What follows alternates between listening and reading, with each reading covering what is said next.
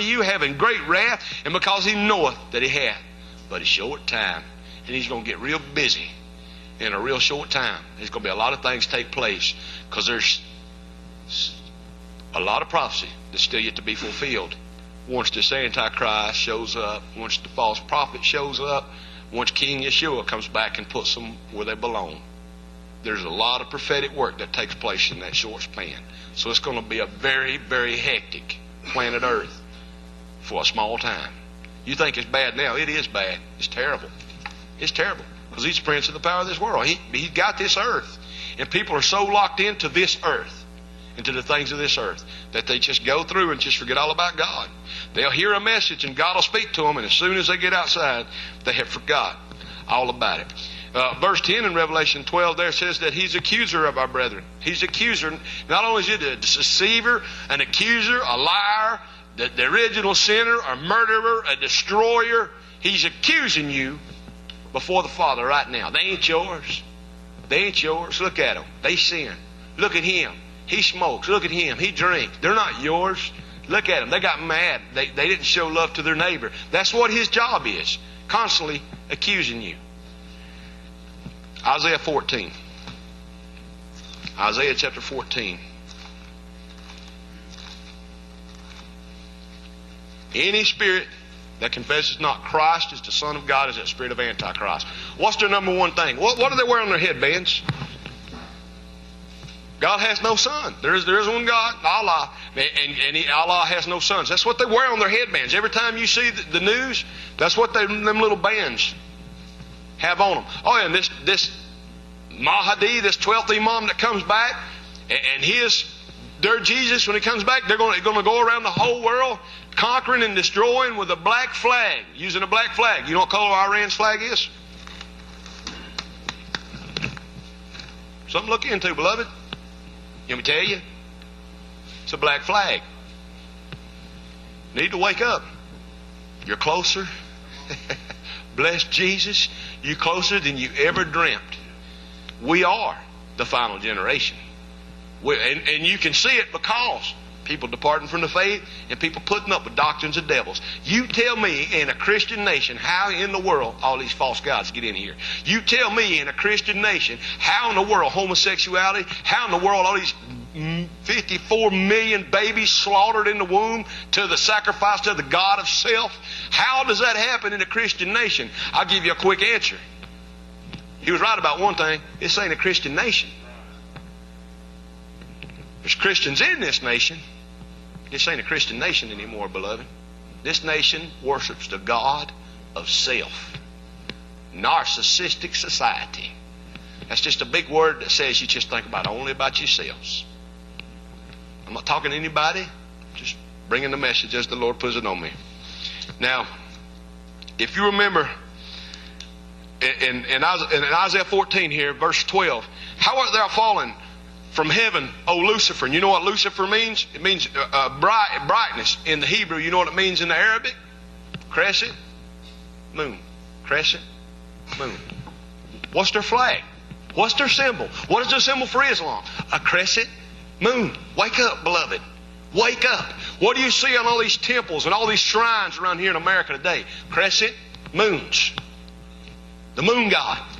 Allah has always been here. He was not birthed in the 6th and 7th century by Muhammad. Muhammad, I believe he did hear voices, all right, telling him that was the one true God. There's no doubt in my mind. But ancient Babylon had over 360-something false gods. That was just the one that Muhammad chose because voices told him that was the one true God. Reckon what voices those were.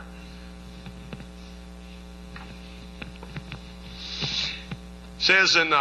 How art thou cut down to the ground, which didst weaken the nations? For thou hast said in thine heart. Now look at all these I's. Notice pride. I will ascend above the stars of God. I will sit also upon the mount of the congregation in the sides of the north.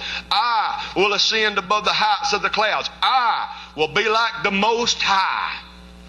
Who's that describing, beloved? I pray to God it ain't none of yours. I, me, my. You see any correlation there?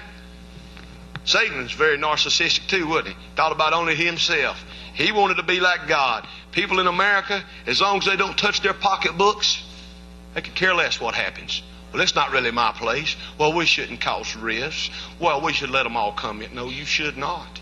You are to be separate, beloved. You are to be a separate people. You're to love them enough to tell them the truth. And there are people damning themselves willingly every day. 2 Thessalonians 2 and 4, talking about this same man, said, who opposeth and exalteth himself above all that is called or is worshipped, so that he as God sitteth in the temple of God, showing himself that he is God. Daniel chapter 11, verse 21 through chapter 12 talks about the same thing. He's coming. He's going to sit in the temple and declare himself to be God. And the world, for the most part, is going to believe him. Why? Because they're looking for things. They've got it all figured out. Because they're smart. And they're looking for things to happen. Well, we got time. Christ's return, it's not imminent because, this is going to happen and this is going to happen. Let me tell you something, beloved. For Christ to call his bride home, there ain't nothing's got to happen. People need to wake up to that.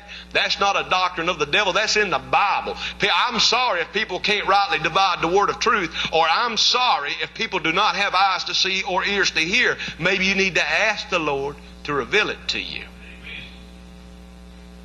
Children of God, you are not appointed God's wrath. Christ took it for you. That's what he took on the cross, was the penalty, the punishment for your sin, which is what gets God's wrath. You say, well, then why is he so mean to the house of Israel during that time? He's not mean to the house of Israel during that time. It's love, because they have bowed down to false gods. What did Satan try to get Christ to do in the Mount of Temptation? All this I'll give you if you do what? Bow down and worship me. You ever seen them heathens bow down to their God, their hind end stuck straight up in the air? I'm not trying to be ugly, but everything that the Bible describes Satan, or everything that the man of sin is described as, Islam does. And they get right back up. They'll go pray 5 times a day and get up and act just as hellish as the father that they're worshiping. Go strap bombs to their jaws and blow up innocent people. Who are they praying to? It ain't the God of Abraham, Isaac, and Jacob, beloved. Because if you spend just a little bit of time with him, he'll tell you that you should love your neighbor as yourself. Thou shalt not kill. Thou shalt not murder, rape, molest, anything else that all the book tells them to do. So how can they be praying to the one true God, bowing down 5 times a day, and then get up and go slaughter thousands of people? Hint, they're not praying to the one true God. I pray to God that one Muslim could be saved from hearing the truth. You know what? And I'm sorry that I've got to be so matter of fact and so frank, but it is the world we live in. Everybody is so sterilized and just dead to anything because of the video games and the graphic violence in movies and TV, that you can't preach the gospel message in a monotone voice anymore, because people sit around and go to sleep on you. Why do you say that, preacher? Because you sleep on me every Sunday. So you got to get loud. You got to get in their face. You've got to expose the wickedness, fruits of darkness on every corner, because he's out there and he wants you, and he wants you, and he wants you, and he wants you. And he'd like to have me. But guess what, beloved? We're blood bought. He can't have us. We ain't for sale. We ain't for sale. Take his chump stuff somewhere else. Matthew 4:9, Satan asked Christ to do the same thing. Bow down. This is yours if you bow down and worship me. How many people would worship? Well, remember the first prophecy given in the Bible? When God was correcting them, and he got on Eve, and he said, because you have done this, you're going to have travail in your labor and stuff. And he also got on the devil. And he said, and his seed's going to bruise your head. His seed. Talking about Satan's seed as well. So Satan's got a seed. Yeah, there's a seed of his out there too. You better believe it is. Flip in the book of Numbers, 24th chapter. Because people saying, well, Israel wouldn't worship a false god. There's no way the house of Israel could be caught in idolatry. Y'all believe that's true? Go to Numbers 25. I'm sorry. Numbers 25.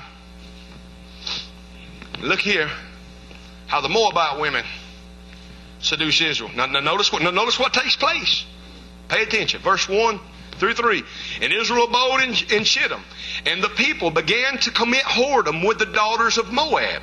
And they called the people unto the sacrifices of their gods. And the people did eat and bowed down to their gods.